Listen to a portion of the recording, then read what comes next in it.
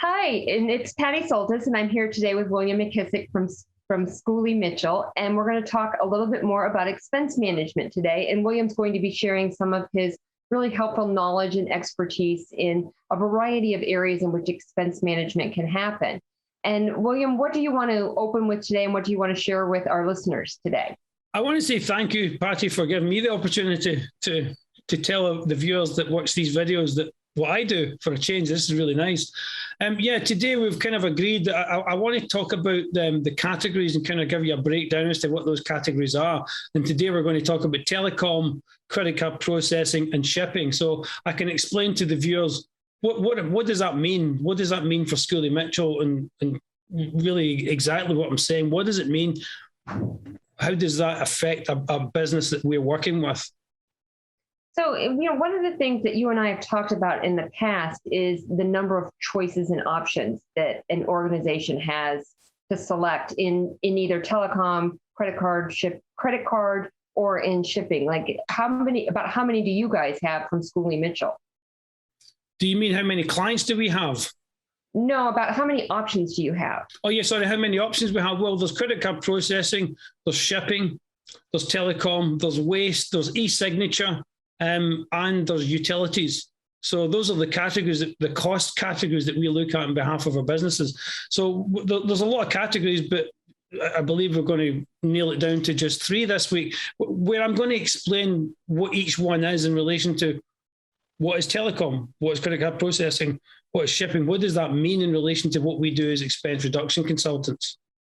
Yeah. So do you want to jump right in and start talking about telecom and what it is that you can do for companies with that? Because this is something that every organization has. Every organization has to have some sort of telecom system. Yeah, remember that when we're talking to your vendors on your behalf, we're going to give you a report that's going to do 2 things for you. There's only going to be 2 outcomes. We're going to confirm you've got the best prices possible because we don't charge you any fees for doing the audit, or we save you money. If we save you money by negotiating with your vendors, you pay as a share of the savings. Those are the only 2 outcomes. So let's talk about telecom. So everybody has telecom. So some people will say, well, what is telecom? Well, first thing to remember is we don't install equipment. We're not hired by the telecom companies. We don't get any payments from the telecom companies. And that's the same for all the categories. We only represent the client because the more we can reduce your cost by negotiating with the vendors, the more money we make. So telecom, what is telecom? So telecom is anything from your phones, your basic phones, your internet, conferencing, cell phones. It can include your tablets. That's all part of a cell phone plan. It even includes vehicle tracking devices. So the devices you're using to watch where your vans and stuff are going around, anything you pay a telecom company for, we're going to talk to the telecom vendors on your behalf. We always start with your incumbent vendor. We're always going to show you the best deal possible, what your incumbent vendor will offer. But we'll also talk to other vendors in the industry because that's who we are. We know everybody in the industry. We know what's going on in those industries. So that's kind of basically what telecom is. Okay. So when you go in and you start looking at these telecom savings, you were talking about some of the other pieces. Can you repeat those again and maybe talk a little bit more about how you can save people money with the telecom? Yeah. So what we're doing is, for telecom, you look at it, just say your cell phones and your tablets. Those are billed per device. So how much usage, etc., how much data you're using, all of that. So we're going to look at your billing statements and we're going to go through it with a fine tooth comb. Because we've been talking to those same vendors for thousands of different clients. So we know what's good deals in there. When we're looking at all that, we know what deals have been offered to everybody else out there. So that's what we're doing. We're looking at what are you paying. It's not just what the price you're paying, but are you on the exact service for your business?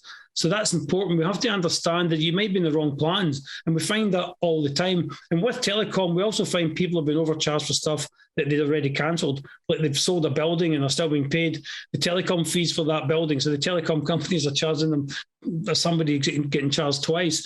So those are some of the things we're looking at. But essentially, we're making sure that you've got the right plans and you're paying the right amount of money for it. And as I say, we know that because it's our daily job. We've got over 25,000 clients that we work for.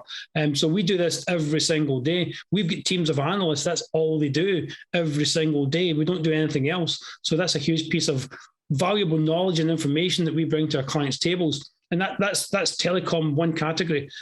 We do the same for the other categories, but I believe you wanted to ask me about some of the other categories as well. What does that mean in relation to what we do? Yeah, and that's interesting to hear you talk about the telecom and understanding the plans and all of those pieces, because even as a consumer, sometimes it's tricky to understand what's out there and what to get. So I would think for a business to have your service available to go through and say, this is the, based on your usage, based on how you're going to use this, based on when you're going to use this, here's the best plan. I would imagine that's quite an amazing service for companies and for organizations. Yeah, and it even comes down to what equipment you're using as well, because that's something that we're looking at the whole ball game for the client. What plan are you on? What equipment are you using? What are you paying for it? Who's paying it? Who are you paying it to? We want to know all of that, and we take that information and we operate on behalf of the client. Only the client. We don't represent anybody else, because we essentially become the client's contractor. We work for the client at that point, getting paid a share of any savings we find. Yeah, and moving into your second point about credit card processing, I spent years working for Neiman's, and we, for a very long time, took two forms of payment. We took a Neiman Marcus credit card and we took an American Express card. And the reason we did that was because of the marketing piece. Everybody always thought it was because of the credit card processing part, but it was really all about that marketing piece. But now as I work with companies and organizations and things like that, especially in the e-commerce world, they're all concerned about how much does it cost them to take a credit card, because that form of payment is becoming bigger and bigger. And especially now that we're going more and more into touchless payments, it's becoming bigger and bigger. So I would imagine that credit card processing is something else that's really big for you in a way that you can save companies money. Yeah, and I'll explain to the viewers here, credit card processing, what that means is if you're processing a certain amount of money per year, just say you're doing $1 million a year, you're an e-commerce company, you're processing $1 million a year. It's those fees on that $1 million that we're looking at. So that might be, I don't know, $3,000 a month or something, whatever the number is, depending on your rate. So what we're doing is we're looking at the rates, because all those transaction fees, it's not just like you get a credit card, you pay it and you pay 2%, whatever that number is. That's not how it works. The charges vary depending on whether the card's present, depending on what type of card you use. American Express cards sometimes can be more expensive for clients to take. That's why sometimes you'll see people not taking American Express, because it can be more difficult for them to take. Having said that, American Express is still a very valuable credit card processor, and they're still a very valuable company for your business to take credit cards through. So there's so many variations in the billing systems within credit card processing is very complicated.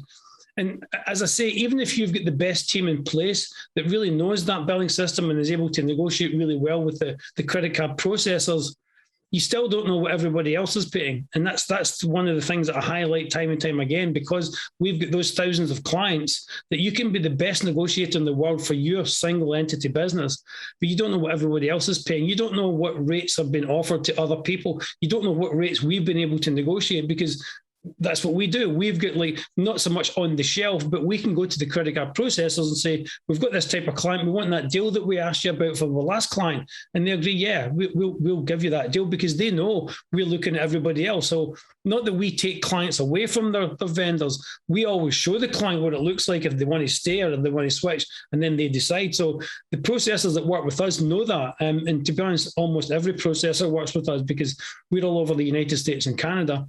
So the complications of credit card processing, it's those fees that you're paying that we want to look at. And we look at it with a fine tooth comb, and then we present it back to you in a very simple and easy to understand format. And then we take it from there, and we make sure you have the right equipment that you're taking your credit card processing payments with, the right plans, and paying the right amount of money for it, and continually to look at that. Credit card processing is a great example of our continuous work. One of my clients recently, the credit card processor upped their rates. We caught it in one of our reports. This only happened last week. We caught it in one of the reports, and we went back to the credit card processor, and we got that percentage taken back down again. Whereas that credit card processor, everybody else they're working with is not working with an expense reduction company like us, is paying extra, because they don't know how to do that, what we do. So we were able to go back and renegotiate that back down again. So credit card processing is very complicated for businesses to operate, but we bring that expertise to the corner again. like Telecom, we have a team of analysts that only do it on a daily basis. It's not me personally. I'm the business owner in the Tampa Bay market, but it's my team at headquarters, because we've got over 100 members of staff at headquarters, and about half of them are analysts. I call them the geeks. And anybody at Schooley Mitchell headquarters watching this will know and have a laugh, but they really know their stuff, and that's what we bring to the table for our clients. Yeah, that's interesting to hear you talk about that, because it makes me wonder, can you ever go in and just renegotiate an arrangement that a company has with a credit card processor or with a telecom company, so they can stay with the same company, but maybe just on a different plan or at a different rate or something like that? All the time, because our report's always going to show the client the best deal possible to stay where you are. If we think there's another deal out there, we're going to show the client. So when we give the client that report, they're making the decision based on our recommendations. Here's the best deal possible to stay where I am. Here's a deal over here to switch with this provider. And the client gets to decide, because the cool thing about us is that if the client doesn't accept that recommendations, whether we've shown them savings or not, they still don't pay us. They only pay us in accepting recommendations. But to your point about staying where they are, some clients will say to us, you know what, Spectrum's the best thing since sliced bread. I never want to leave them. I don't care what Frontier, what other companies out there are doing. I don't care. I want to stay with them. And we take that on board. That's part of our fact-finding understanding. Do you like your vendor? Do you want to stay with your vendor? Would you entertain a switch of vendor? So that when we're presenting that, here's what it looks like to stay where we are, we're not necessarily going to show them the switch because they've told us they don't want to. So we take that on board, because it makes no difference to us, because we're only going to show them the information that they want and need. And in some cases, they might say to us, well, we want to stay with Spectrum. I'm using Spectrum as an example, but we see such a fantastic deal with Frontier. We'll show the client that, to say, look, I know you said you love Spectrum, but do you love them enough to not want to do this deal over here? Again, that's for the client to decide. Do they want to do that? They don't have to. So anything we do is always in control of the client. The client never has to do anything. They never have to switch providers. They never have to do absolutely anything without the approval to do so. That's really interesting. And I'm sorry, because I'm off our topic just a little bit today, but I have one more question related to this conversation that we're having right now. And that is, how often do you find a customer savings that in an area that they hadn't even anticipated? So let's say the customer does say, to go with your example, I really do love Spectrum, but you find this amazing deal at Frontier. So their mindset all along is that I'm going to stay with Spectrum. I'm going to continue with them. And this is going to be, this is what I expect I'm going to find for them. But because you're able to find them this amazing deal somewhere else, now they're going to make a switch. Does that happen often? It's kind of a mix of both. Sometimes they'll say, yeah, you know what, you're right. I don't actually love Spectrum that much. I'm going to switch over to Frontier. But in some cases, we're going to talk about shipping in a minute, but I had a client in shipping where we found them $35,000 a year and they didn't switch. They didn't make the switch. It wasn't a complete switch. It was taking some, because they were using FedEx and UPS, it was taking the smaller portion of the business, which was the UPS part, and we'd negotiated with FedEx to get a better deal and bring it. If we brought the other part in, we got an even better deal, and we showed the client that, and they saved them. It was $35,000 a year, and they didn't switch. Again, that's us. That's how we operate. The client didn't have to accept our recommendations, which would have saved them $35,000 a year. It's a prime example of, we do the work and we don't get paid, but sometimes they'll accept that switch. Sometimes they don't. There's no rhyme or reason to it, but sometimes money talks. That's really interesting. Okay, so I'm going to get back on track here and ask you. You want to talk a little bit more about shipping? Yeah, shipping is another one of the categories. We do the exact same thing as we do with telecom, credit card processing, and the other categories. We do a report for each category. So when I'm talking about doing that audit report where the client sees what it looks like to stay where they are, or switch, if we show them that, it's a separate audit report for each one. We've got a separate team of analysts for each one of these categories. So in this case, we have our shipping category. Same thing, the shipping contracts and billing statements are really, really complicated, because when we're doing our analysis, we normally ask for online access to our account for all of the categories, but especially shipping, because on the occasions where we haven't had the online access, when they give us it in PDF form or in printed form, it's like a phone book, like 3 months worth of billing statements. So it's just much easier. So it's very complicated, the shipping. And to be honest, I don't know how any business knows exactly what they're paying for the shipping. unless they've got an absolute shipping expert in their corner. And even at that, they don't know what the shipping companies are paying are charging other clients. And I've got an example of that. And this is the same for all the categories. One of my clients was working with I won't say the shipping vendor, working with a shipping vendor. They loved their rep. They had a great deal. They thought it was good. So we went in and we had a look. And the shipping vendor had told us the client's in the best deal possible. Because we're working with that shipping vendor for thousands of other clients, we were able to categorically go back to the shipping vendor and say, that's not true. We categorically know there's a better deal on the table. And they said, no, it's true. We have the best deal.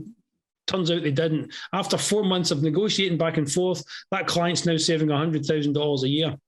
Plus, for that 4 months, we went back to the shipping vendor and said, you dragged your heels for 4 months. The client should have been on those better rates 4 months ago when you told us the client was on the best deal, and turns out they weren't. So we asked for a number. We didn't quite get the number, but we got another $10,000 of a credit for that gap, that period where they dragged their heels. So that's a prime example in the shipping world, is like why you should have an independent resource looking at your costs. And it's the same for any category, because the reps and the vendors, their job is to get as much money out of you as possible. That's what they do. It's not a bad thing. It's just that's the nature of buying services. You have to make money. So their job is to try and get as much money out of you as possible. Our job is to try and have you pay as less as possible for those same services, equal or better services. Is what we're trying to do for our client. And also just help them understand, again, in shipping, it's the same with telecom and credit card processing. Are you on the right plans? Are you paying the right rates? Because with shipping, you've got rates for different types of stuff that you send. You may have stuff that's been insured. You might have stuff that's not insured. So there's different rates for all the different pieces that you send.